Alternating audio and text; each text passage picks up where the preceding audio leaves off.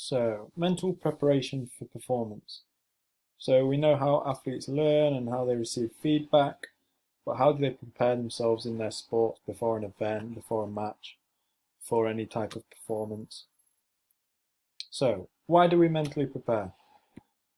It helps an athlete get into a positive mindset before competition. It improves their focus, motivates them, and helps to relax them.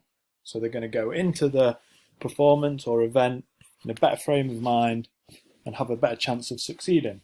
That's essentially why you mentally prepare, because you want to increase the chance of success, and a better mindset will help you do this because, like it says here, you'll be positive, have focus, motivation, and be relaxed. So, reasons for mental rehearsal. It's essential to control emotions and mental state before competition. So if you're playing in a big final, or it's your final jump in the long jump and you need to get a winning jump or whatever, you want to be able to control your emotions so it doesn't affect your performance in a negative way. It's useful also to help them manage feelings and control excitement. So there's, in sort of football cup finals, there's incidents where players are so nervous and excited that they go out and in the first minute get sent off for a red card because then they've not focused, they've not mentally prepared, and they can't control their feelings. And essentially, the main thing is it helps the athlete focus on what they are trying to achieve, he or she is trying to achieve. So, what methods do they use? Positive self-talk. So, when an athlete uses motivational or encouraging positive words to help them achieve improved performance. For example, for a long jump, they might say, I can make this, or I will beat my last jump. You see lots of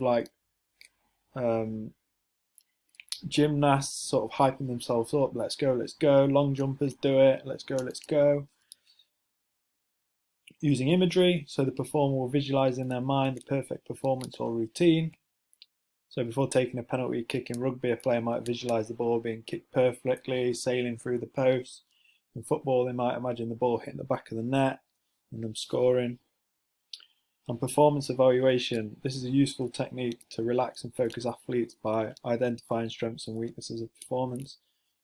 So a rugby player might think before a game, I know that I'm fast, I know that I'm good at dodging tackles, I know that I'm not scared, and they'll feel more positive going into the game because they're looking at their strengths. And then you can also use evaluation from previous games. So remember what it is you need to focus on and improve. Look at your weakness. So, for example, in rugby, if you've missed a few tackles the week before, you might say, I know I'm good at this, the running, the dodging, but I'm going to really focus on getting a tackle in the first 5 minutes if I can. And like it says here, you might mark players more closely in corners for a football example.